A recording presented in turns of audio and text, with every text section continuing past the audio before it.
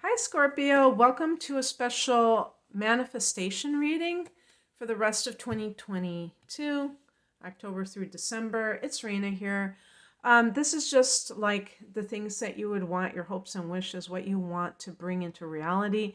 And it could include romantic relationships, or if you're looking for community. If it doesn't have to do with just one person, but community. I mean, it could be something in terms of relationships. And just a full disclosure, earlier today I started your reading and then I forgot that, I got interrupted, so I stopped doing it and I just like picked up the cards and did another reading just a little while ago. So I could like technically go back to that other reading and lay down the cards, but I'm just going to go with this flow. And I'll tell you what each position means after I've laid out the cards.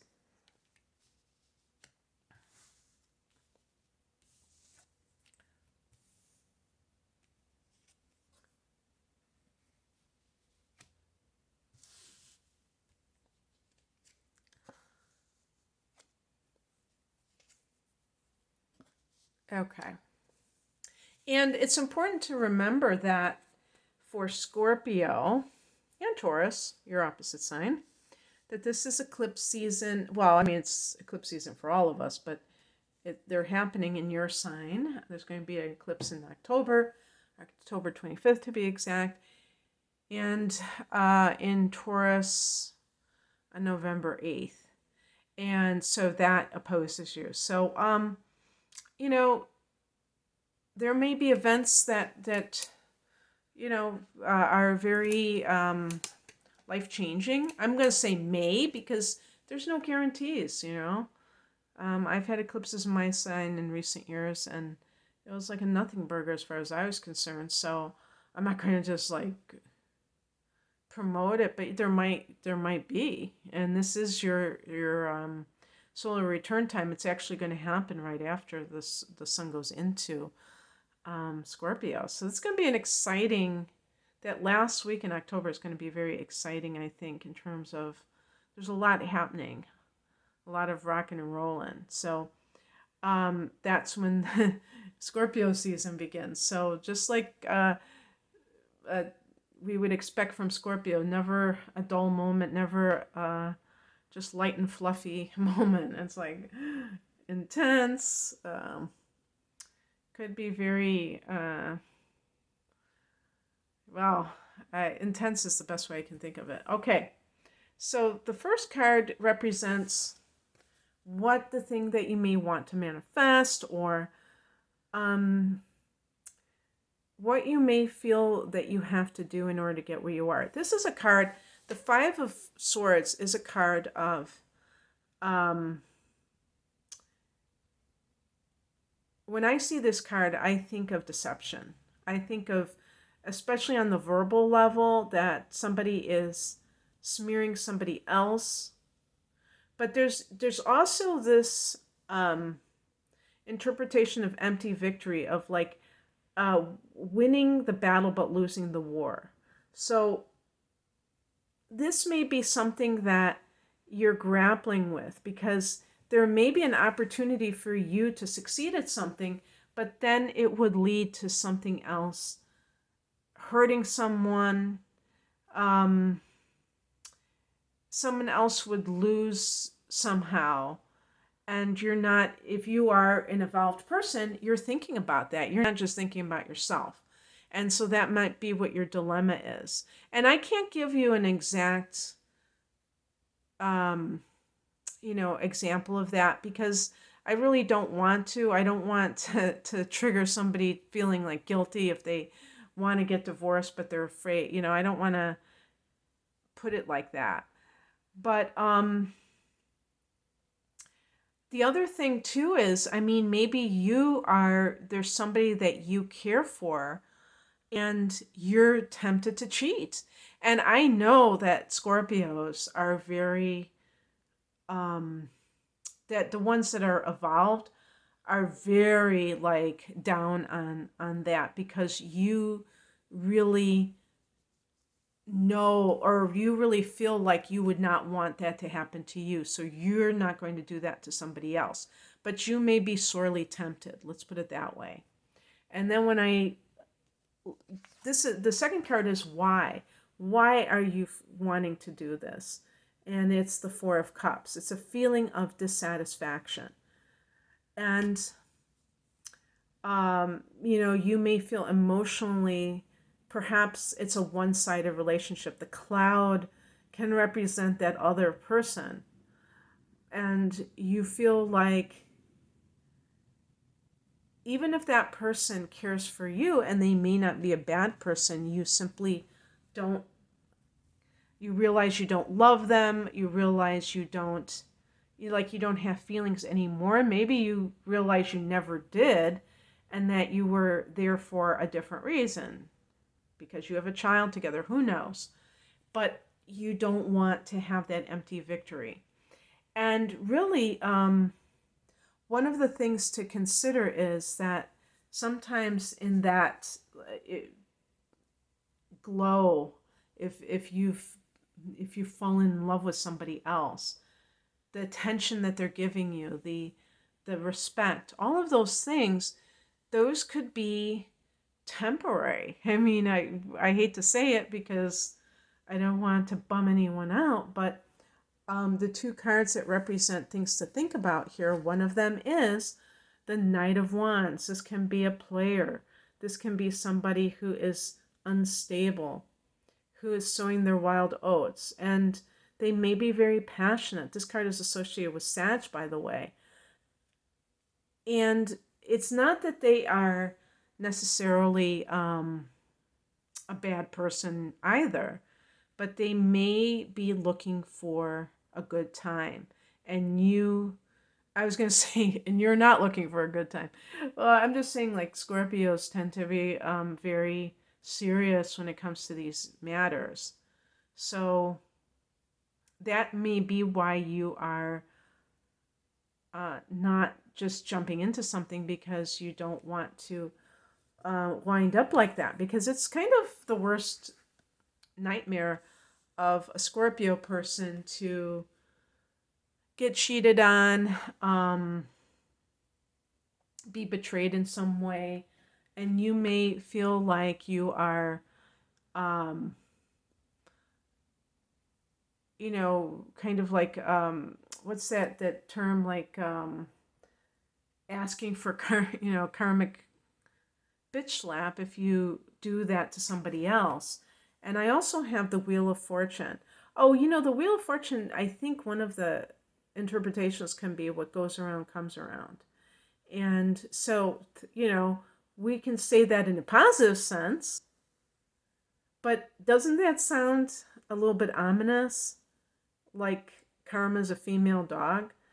I mean, so I would read it that way, but I'd also say that sometimes, there are cycles in life. So if you're like feeling like you're not in love with someone and yet you don't want to hurt them, the Wheel of Fortune to me can mean there's a season in life for everything. And so maybe you were meant to be with that person for a certain amount of time, and that time is up. And even if you have a child together, it's not enough to keep you in that relationship, because the Four of Cups is a negative vibration. It's very, there's a sense of indifference. If you have a child with somebody and you do not have feelings for that other person, you're going, chances are you're going to feel trapped. You're going to feel this sense of dissatisfaction with where you're at.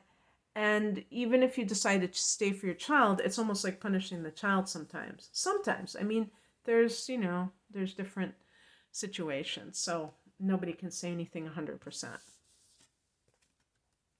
What's coming in is the Four of Pentacles. This is a card of financial stability. like even with these cards, there can be like this might be something to do with workplace drama. I always think of that when I see the Five of Wands or Five of Swords. But like coworker drama. But like with the Four of Cups, what can make it easier to make that decision is that you are already dissatisfied. Like even if there was something with a coworker or coworkers, you might be like, I already was like starting to lose interest in this or starting to not feel it. And Scorpio is a very passionate sign, not only because you're a water sign, but because one of your co-rulers is Mars. And so there's that sense of if you're not feeling something, and also the Pluto energy too, if you're not feeling something, then to continue on with it can be almost like unbearable sometimes because you either are, really into something or you might be like, it doesn't even exist to you practically. That's how much difference there can be between your attitudes between two things. So keeping that in mind, as you navigate your life can be very important.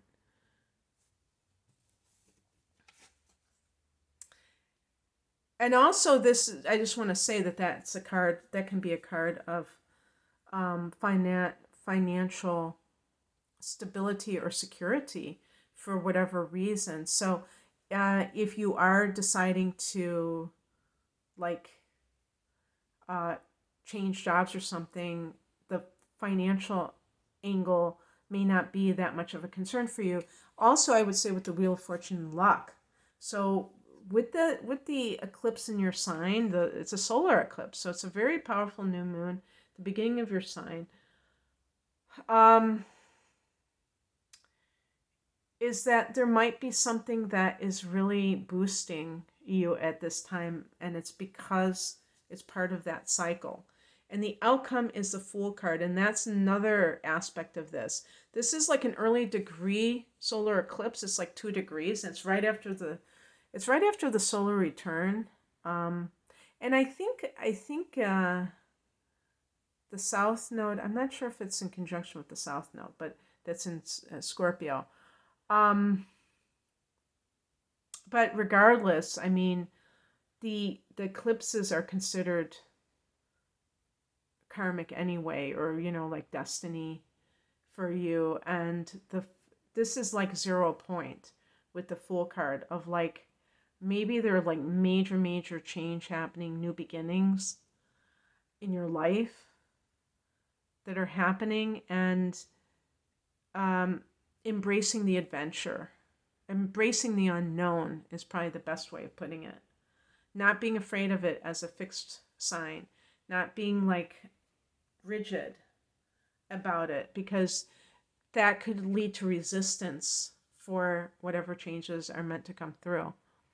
Okay, Scorpio, that's what I have for you. I hope that this resonated. If you would like a private reading, I've been promoting my double readings. They're based on your natal chart and analyzing the chart, an hour of that, plus looking at the next 12 months, some of the important transits that are occurring.